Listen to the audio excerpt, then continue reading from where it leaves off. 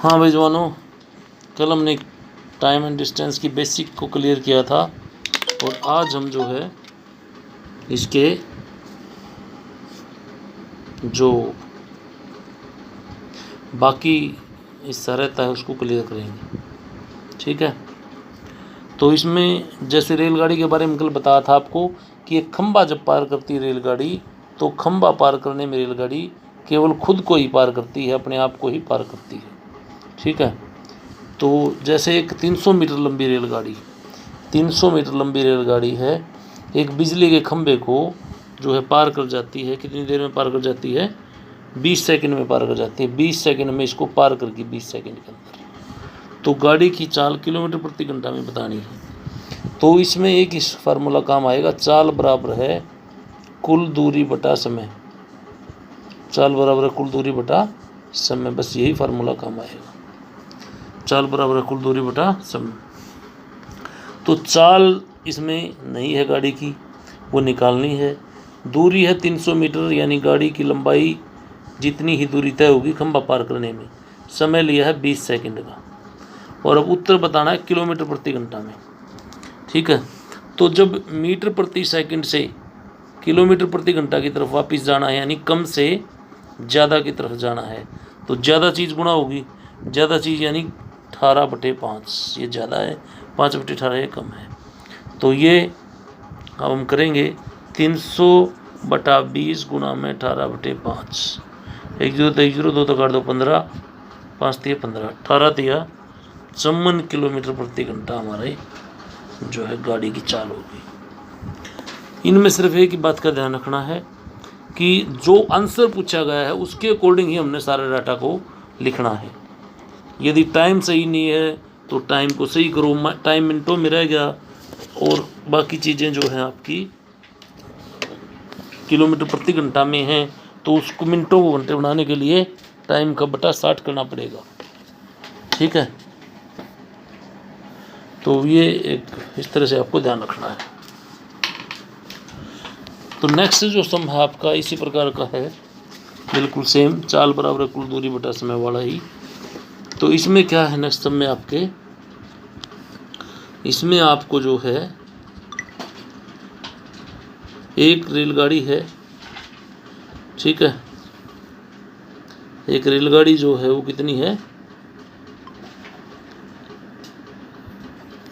एक 200 मीटर लंबी रेलगाड़ी है भाई। 200 मीटर लंबी रेलगाड़ी एक बिजली के खंभे को 15 सेकंड में पार कर जाती है। अब की बार 200 मीटर और 15 सेकंड है। ठीक है भाई, 200 मीटर है अब की बार और 15 सेकंड है।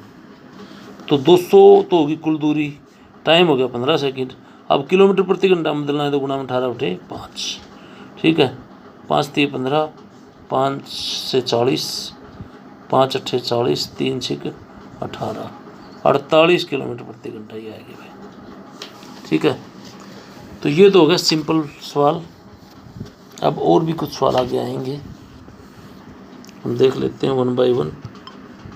ठीक है, जैसे अगला जो सवाल है इसका,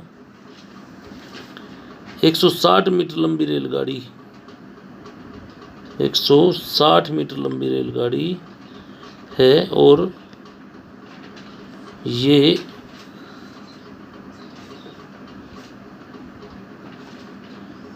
एक रेलगाड़ी 90 किलोमीटर प्रति घंटा की चाल से चल रही है और 440 मीटर लंबे पुल को पार करने में कितना समय लेगी।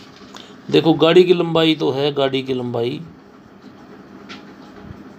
160 मीटर, एक पुल है, पुल की लंबाई है 440 मीटर, और इसको पार करने में कितना समय लगेगी ये पूछा है। टाइम हमें पता नहीं है, नहीं पूछा है। और रेलगाड़ी की चाल है, जो चाल दी गई है 90 किलोमीटर प्रति घंटा। ठीक है भाई, और जो ऑप्शन है वो किलोमीटर प्रति घंटा के अंदर ही हैं इसके सारे। ठीक है, ऑप्शन है जो समय है ना इसका, तो आंसर समय पूछा गया है, तो जो समय पूछा गया है वो आपको बताना है। ठीक है, कितना समय लिया वो सेकंडों के अंदर दिया गया है इसमें भाई। तो अब आपको सिर्फ वही फार्मूला रखना है, चाल बराबर है कुल दूरी बटा समय। कुल दूरी कितनी है भाई आपकी? कुल दूरी में मैंने बताया था कि पुल पार करना हो या प्लेटफार्म पार करना हो तो रेलगाड़ी की लंबाई प्लस पुल की लंबाई जुड़ जाएगी, क्योंकि पहले तो रेलगाड़ी क्या करेगी, अपने आप को पार करेगी और फिर पुल को पार करेगी, अपने आप को पार करेगी और पुल को, दोनों को पार करेगी। तो ये और ये दोनों जुड़ जाएंगी, ठीक है। ये लंबाई रेलगाड़ी की और पुल की जुड़ जाएगी। रेलगाड़ी की 160, पुल की 440, समय निकालना है, चाल है 90 किलोमीटर प्रति घंटा। तो ये हो गया आपके 600 मीटर। नीचे समय उत्तर आ रहा है सेकंडा के अंदर, तो मीटर प्रति सेकंड होगी ये तो, ठीक है। ये क्या होगा? मीटर प्रति सेकंड। और जो चाल हमारी है वो क्या है? किलोमीटर प्रति घंटा में। तो चाल किलोमीटर प्रति घंटा में है, उत्तर आना है सेकंड में, और रेल जो दूरी है वह मीटर में है। तो चाल को मीटर प्रति सेकंड में बदल दो, यानी किलोमीटर प्रति घंटा से वापस मीटर प्रति सेकंड की तरफ जाएंगे तो कम की तरफ जा रहे हैं तो कम वाली चीज़ गुणा में, यानी 5/18। तो ये 600 बटा टाइम, 18 पंजे 90, 5 5 25 बराबर है 600 बटा टाइम। अब जो नीचे वाली चीज़ है वो तो उड़ान आ जाएगी ऊपर, टाइम तो, और जो ऊपर वाली 25 है वो 600 बटा में आ जाएंगे। तो टाइम निकल जाएगा आपका 600 बटा 25, 25 दूनी 50, 25 चौका 124 सेकंड लगेंगे भाई। कितने लगेंगी? 24। तो इसलिए जब भी प्लेटफार्म और पुल वाला जो कोई भी सवाल आवे, पुल पार करे प्लेटफार्म पार करे, तो उसमें आपको क्या करना है? दोनों को जोड़ देना है, रेलगाड़ी की लंबाई को भी और पुल की लंबाई को भी, ठीक है। और फिर उसके बाद जो चीज़ पूछी वो आप निकाल सकते हो, ठीक है भाई।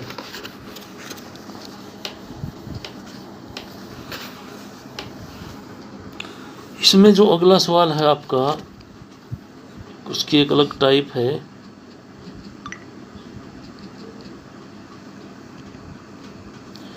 तो ये एक रेलगाड़ी 75 किलोमीटर प्रति घंटा की रफ्तार से चलती है, 45 मिनट में कितनी दूरी तय करेगी? 45 मिनट में। देखो चाल दी गई है गाड़ी की, चाल तो दी गई है गाड़ी की 75 किलोमीटर प्रति घंटा, ठीक है जी। इसके अलावा जो है वो 75 किलोमीटर प्रति घंटा गाड़ी की चाल दी गई है और 45 मिनट में समय दिया है 45 मिनट। तो चाल बराबर है कुल दूरी बटा समय, कुल दूरी बटा समय। चाल तो दी है 75 किलोमीटर प्रति घंटा भाई, दूरी अभी आपके सामने है ही नहीं, समय 45 मिनट, क्योंकि इन्होंने पूछा 45 मिनट में कितनी चाल जाएगी, यानी ये दूरी कितनी चली जाओगी। तो अब उत्तर जो आ रहा है वो हमारा किलोमीटर में आया हुआ है, उत्तर जो आया वो हमारा किलोमीटर में आया हुआ है भाई। तो किलोमीटर में उत्तर आया हुआ है, चाल हमारी क्या में है? किलोमीटर में ही। जिस चीज़ में हमें आंसर चाहिए ऑप्शन हमारे सारे किलोमीटर में है, चाल भी हमारी सही है। तो हमारी चाल तो बिल्कुल ठीक है, क्योंकि उत्तर जिसमें फॉर्म में चाहिए उसे फॉर्म में हमारी चाल दे रखी है, तो चाल बदलने की ज़रूरत नहीं। 75, क्योंकि बदलने की ज़रूरत चाल को जब पड़ती है जब उत्तर तो मीटर प्रति सेकंड में हो और चाल किलोमीटर में, तो बदलांगे, ठीक है। तो अब ये 45 तुलना के गुणा में हो जाएंगे, पूरी रहेगी कुल दूरी अब हमारी बस डी, यानी कुल दूरी। अब क्योंकि ये तो किलोमीटर प्रति घंटे में है और ये है केवल मिनट, तो मिनटों के घंटे बनाने पड़ेंगे, तो बटा 60 करना पड़ेगा। यही चीज़ आपको ध्यान रखनी है कि ये जो समय उड़ाना होगा, यदि वो हमारी चाल के अकॉर्डिंग ना हो समय, तो उसको मिनट हो 2 घंटे बनाने के लिए बटा 60 कर देना, ठीक है भाई। 15 चौके 60, 15 × 45, 3 पंजे 15, 3 × 21 = 22, 222/4, 4 पंजे 20, 4 × 6 24, 4 दूनी 8, 56.25 किलोमीटर होगी भाई। तो इस तरह से हेर फेर के आपसे पूछेगा।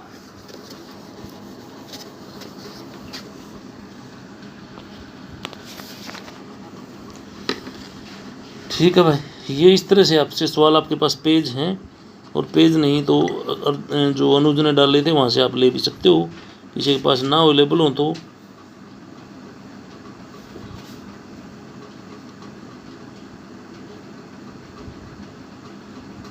तो ये काफ़ी टाइप इसमें आ ली है भाई।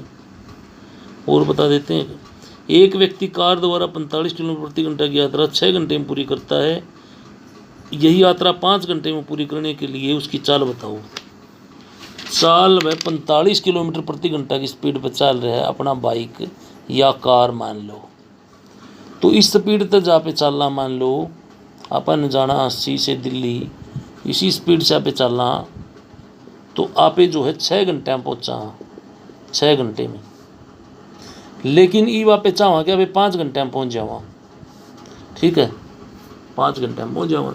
मान लो 200 किलोमीटर की यात्रा है भाई, 200 किलोमीटर जाना अपन है और आप 50 की स्पीड पर चल रहे हैं। हाँ 200 किलोमीटर जाना, 50 की स्पीड पर बाइक हो तो कई घंटे में पहुँच जाएगा। बाइक 50 पे चल रहा है तो 200 किलोमीटर पहला घंटा में 50 किलोमीटर, दूसरे में 50, तीसरे में 50, चौथे में 50, 4 घंटे लग जाएंगे 200 किलोमीटर तय करने में जब 50 की स्पीड पर बाइक हो तो, ठीक है ना। तो अब 3 घंटे हम तय करनी हो तो क्या कराएंगे यहाँ पे फिर, तो इसलिए पहले हम क्या करेंगे कि यहाँ पे बेरा पढ़ लें कि अपन जाना कितनी दूर है। चाल बराबर कुल दूरी बटा समय। चाल है 45 किलोमीटर प्रति घंटा, दूरी का पता नहीं, समय है 6 घंटे, ठीक है भाई। तो इब 6 उड़ाना के गुणा में हो जाएंगे, 45 गुणा में 6, ये दोनों ठीक है किलोमीटर प्रति घंटा, ये भी घंटे में है। 6 पंजे 30, 6 चुके 24 और 3 27, 227 70 किलोमीटर, सॉरी 270 किलोमीटर कुल दूरी है भाई। अपन बेरा पट गया पे 6 घंटे हम गए यहाँ 270 किलोमीटर दूर। अब 217 किलोमीटर जाना है, स्पीड अपन देख लेनी है, अपन बढ़ानी पड़ेगी, ये 6 घंटे में बजाय 5 घंटे में जाना है अपन ने। तो दोबारा फिर ये फार्मूला लिखो, चाल बराबर है कुल दूरी बटा समय। दूरी कितनी है भाई 270 किलोमीटर जाना है, पहले यहाँ पे 6 घंटे में गए थे, 45 की स्पीड थी तो 6 घंटे में यहाँ पे पहुँच गए थे। अब स्पीड कितनी है उसका नहीं मेरा, लेकिन टाइम बता दिया कि 5 घंटे में पहुँचो। तो चाल बराबर कुल दूरी बटा समय, 270 बटा 5 कर दो, 5 5 25, 5 के 20, 54 किलोमीटर प्रति घंटा हमने स्पीड करनी पड़ेगी जब जाके हम 5 घंटे में पहुँच जाएंगे, ठीक है। तो ये टाइप थी और बता देते हैं आपको इसके अलावा भी।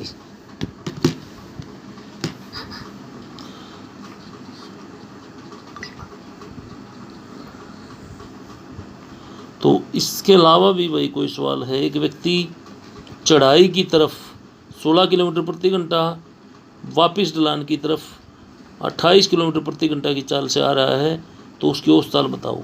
मान लो भाई 80 है, ये इशार है और इनके बीच में 30 किलोमीटर की दूरी है। कोई मरीज़ था, एडमिट करवाना था हमने, एक्सीडेंट हो गया तो जानने नहीं अपन कार रखी 80 की स्पीड पे, हरिसार पहुंच गए, फिर उसको एडमिट करवा दिया, वापिस आने नहीं अपन रखी 60 पे, क्यों तोड़ तो कोई नहीं भाई, जानना नहीं तो तोड़ थी भाई, कोई मरीज़ था, बीमार था, उसको पहुँचाना टाइम पे ज़रूरी था, एक्सीडेंट हो रहा था, तो ये आने नहीं अपन ने नॉर्मल स्पीड रखी।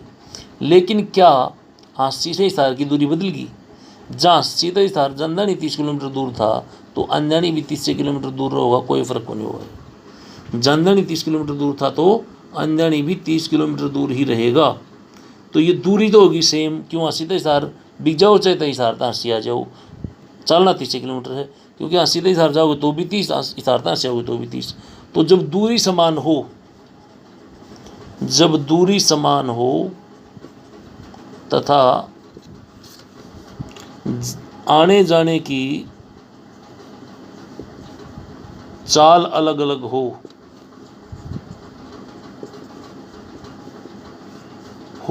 तो औसत चाल का फार्मूला क्या है। औसत चाल बराबर है 2xy बटा x प्लस वाई, ठीक है 2xy बटा x प्लस वाई।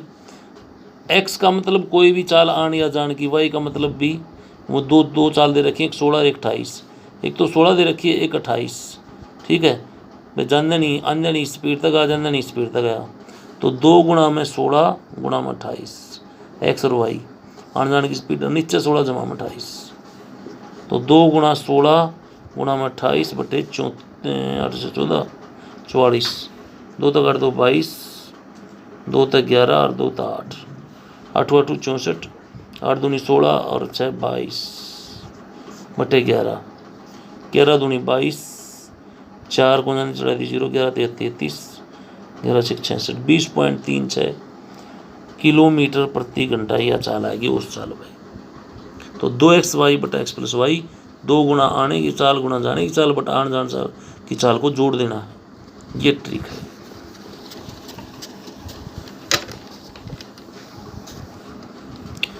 तो इसमें एक आध सवाल और भी है भाई जो आपको करना पड़ेगा वो, लेकिन पहले आप प्रैक्टिस करो आज इसकी। जो 2 पेज दिए गए इसकी प्रैक्टिस करो। इसमें कोई डाउट है तो आज शाम तक आप पूछ सकते हो, क्योंकि कल इस चैप्टर का टेस्ट होगा भाई, ठीक है। और कोई डाउट हो तो आप इसको इन पेजों में से मेरे से पूछ सकते हो, क्योंकि कल फिर इस चैप्टर का टेस्ट हो जाएगा। बेसिक सी बातें इसकी सारी बता दी गई हैं आपको। धन्यवाद।